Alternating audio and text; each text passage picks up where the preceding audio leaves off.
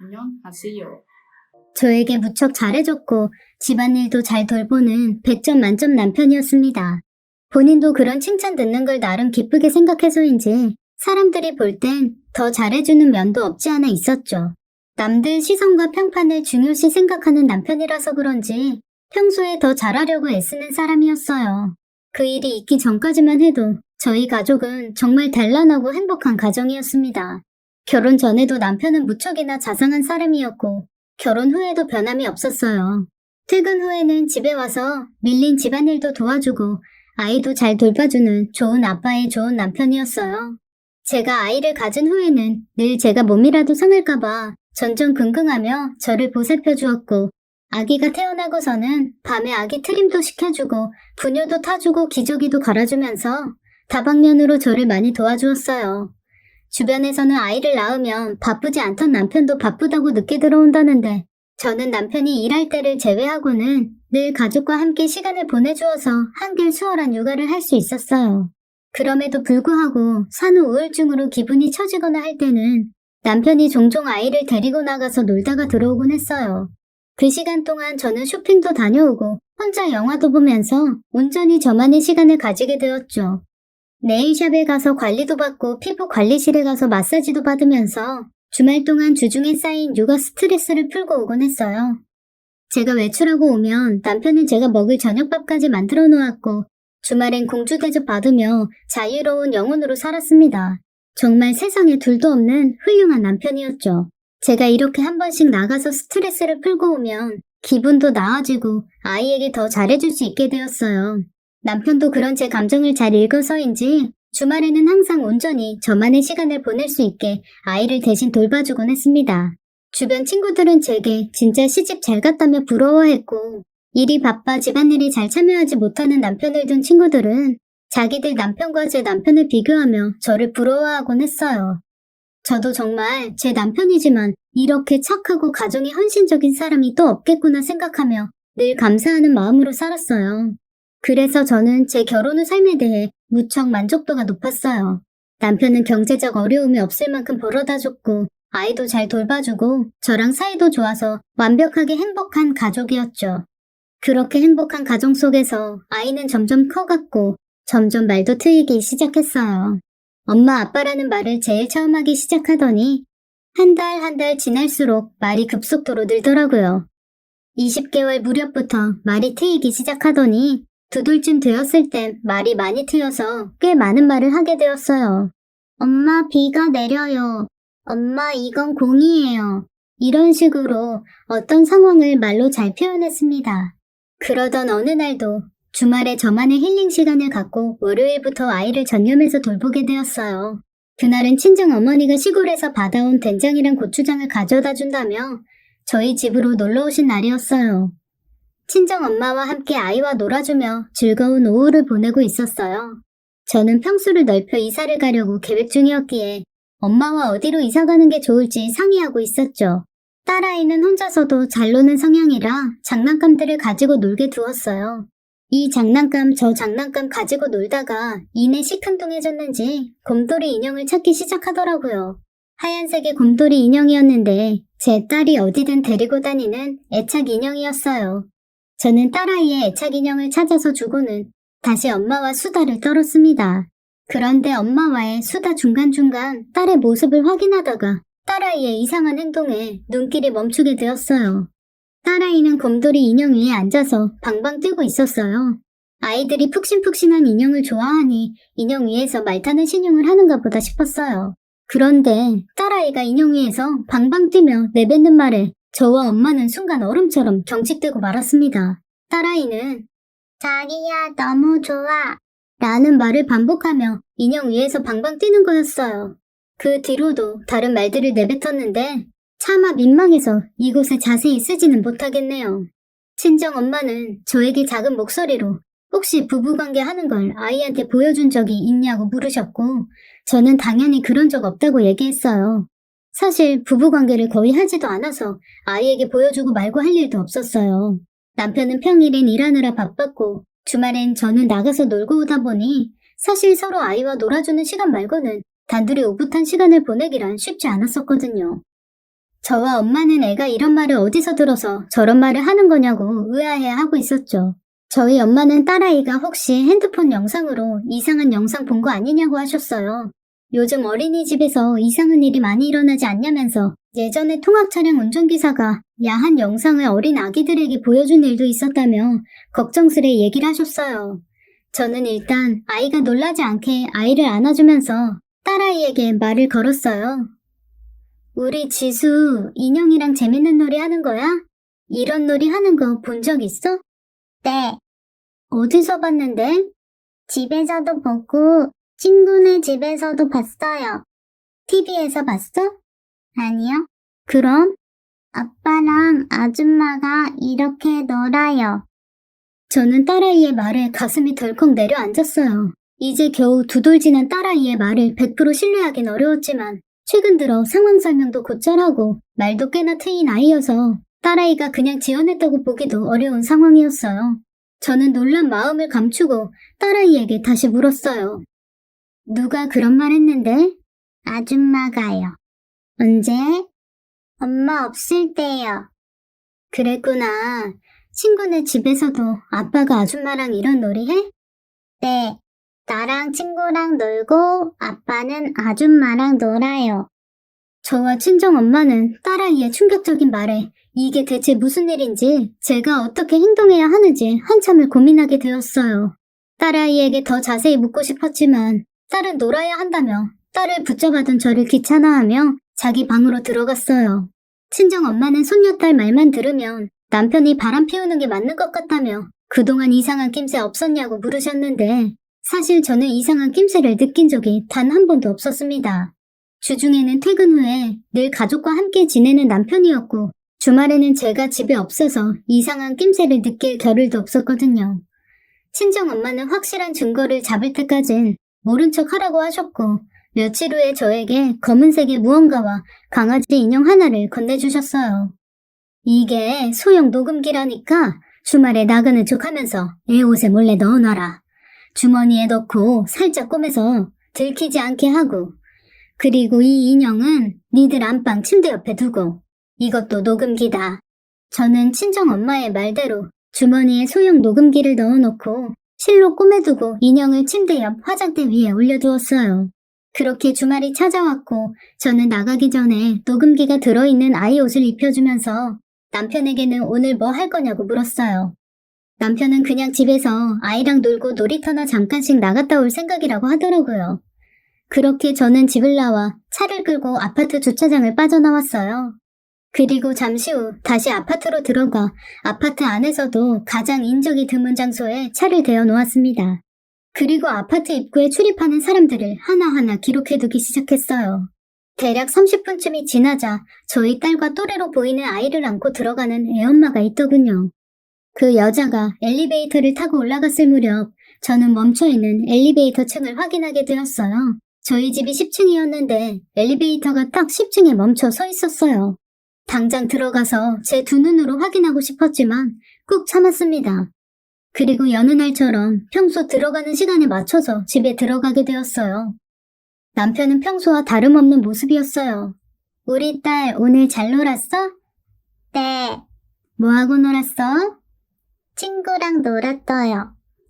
제가 이것저것 물으려는데 남편이 다가와서는 딸아이를 안고 데려가서는 이제 목욕할 시간이라며 저와의 대화를 끊더라고요.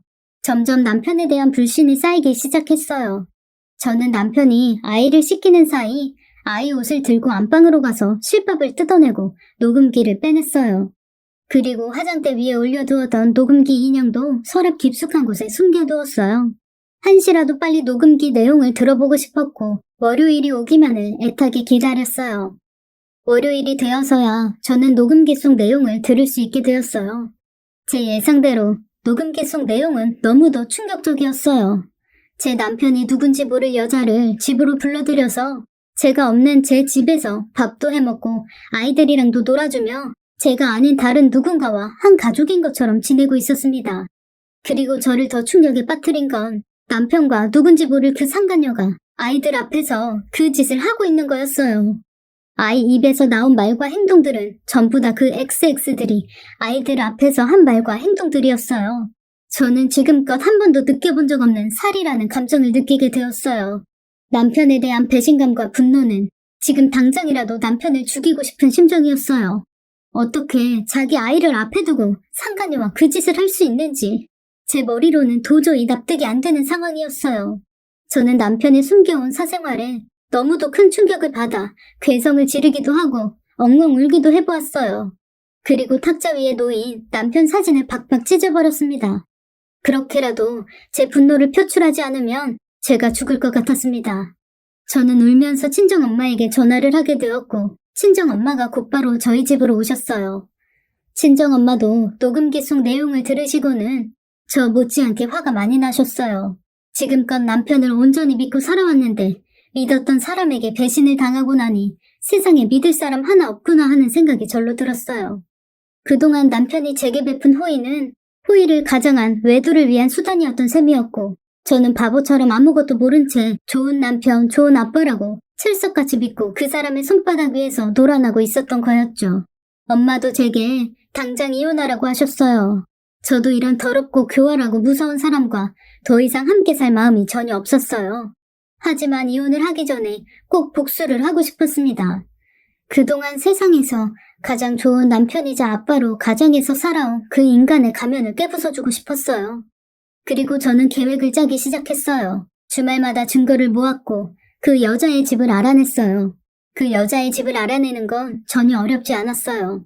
그저 주말에 제가 밖에 나가지 않으면 되는 거였죠.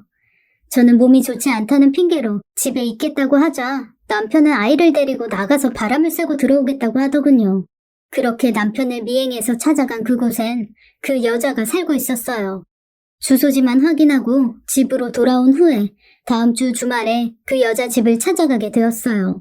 상간녀가 내 집에서 내 남편과 놀고 있던 그 시간에 저는 상간녀의 남편을 찾아갔습니다. 그리고 제가 그동안 모아온 증거들을 보여주며 둘의 관계를 밝히게 되었죠. 상간녀의 남편은 저 못지않게 놀라더군요. 당장이라도 그 여자를 찾아가 죽일 기세였어요. 하지만 전 상간녀의 남편을 설득했습니다. 상간녀의 남편과 많은 대화 끝에 그 여자도 제 남편과 같은 부류의 사람이라는 걸 알게 되었어요. 상간녀의 남편조차 상간녀가 바람 피우는 줄 꿈에도 모르고 있었고 주변 사람들도 현모양처로 알고 있다며 남들에게 보여지는 이미지가 깨끗한 사람이라고 하더군요.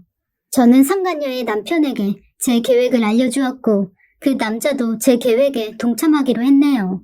그리고 대망의 사건이 터진 그날이 되었어요. 남편은 상간녀의 집에서 제 아이 앞에서 짐승만도 못한 짓을 하고 있을 즈음 상간녀의 남편과 상간녀의 집으로 갔어요. 그리고 그의 집 문 앞에서 비밀번호를 치고 들어갔어요. 저와 상간녀 남편의 등장에 엉켜있던 제 남편과 상간녀는 엄청 당황하면서 허둥대는 꼴이 가관이었습니다. 제 뒤로 들어오신 시부모님도 남편의 궁수 같은 짓거리에 깜짝 놀라셔서는 네가 왜 여기 있냐? 그리고 저 여자는 또 뭐고? 너 설마 이사갈 집 집주인 여자랑 바람핀 거냐? 에라이 이 몹쓸 놈! 이라며 남편을 때리기 시작하셨어요. 저는 이곳에 도착하기 전에 시부모님께 이사갈 집을 계약하러 가야 하는데 남편이 아이 데리고 친구 만나러 가서 혼자 가야 한다며 함께 가주실 수 있냐고 부탁을 했어요. 남편은 핸드폰이 고장나서 수리점에 맡긴 상태라 연락이 안 되어서 시부모님께 연락하게 되었다고 말했습니다. 안녕하세요. 집주인이 오늘 아니면 집 보여주기 어렵다고 해서 오늘 아니면 이 집 놓칠 것 같다며 시부모님들을 설득해서 함께 모시고 오게 된 거였죠.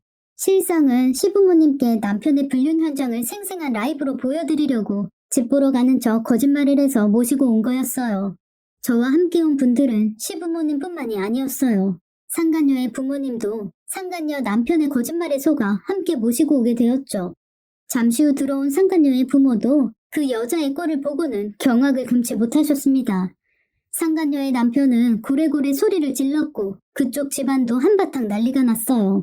상간녀의 남편은 제 남편을 보자마자 달려들어 때리기 시작했고 저도 그 사이를 비집고 들어가 상간녀의 머리채를 잡고 한바탕 휘둘렀어요. 그리고 그동안 참아왔던 분노를 폭발시키며 그 여자를 실컷 밟아주었네요. 남편은 연신 주먹에 맞고 발에 채이면서 정신을 못 차렸어요. 결국 계속되는 폭행에 시부모님이 상간녀의 남편을 뜯어 말린 후에야 진정이 되었어요.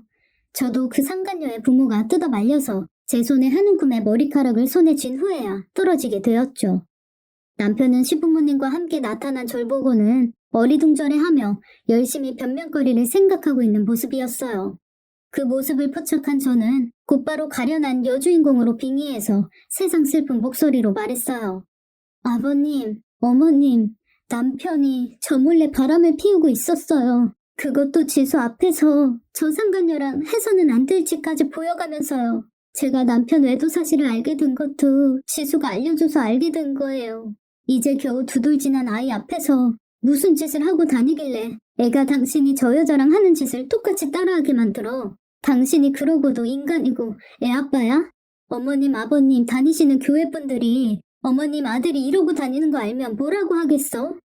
제가 교회를 들먹이며 남편의 불량한 행실에 대해 꼬집어 이야기하자 시부모님은 제 앞에 무릎 꿇으시고는 제게 연신 미안하다고 손이 발이 되게 싹싹 비셨어요. 저희 시부모님은 한 동네에서 평생을 살아온 분들이세요. 게다가 독실한 기독교인이셔서 한 교회에만 벌써 30년을 넘게 기도하러 다니시며 인덕을 쌓아오신 분들인데 아들의 외도 사실과 2돌 갓 지난 손주 앞에서 벌인 금수만도 못한 행동이 까발려지면 절대로 그 교회에 2번 다시 발들이지 못하실 분들이었죠.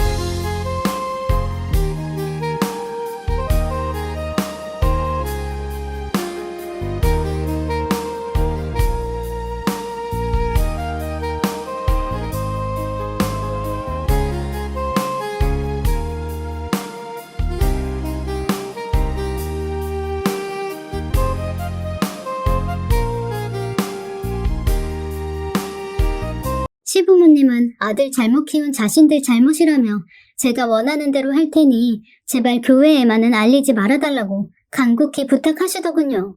저는 남편에게 합의 이혼을 요구하며 정신적 손해배상금으로 남편 명의의 집을 제 명의로 이전해주고 양육권도 모두 제가 가져가는 걸로 해달라고 요구했어요.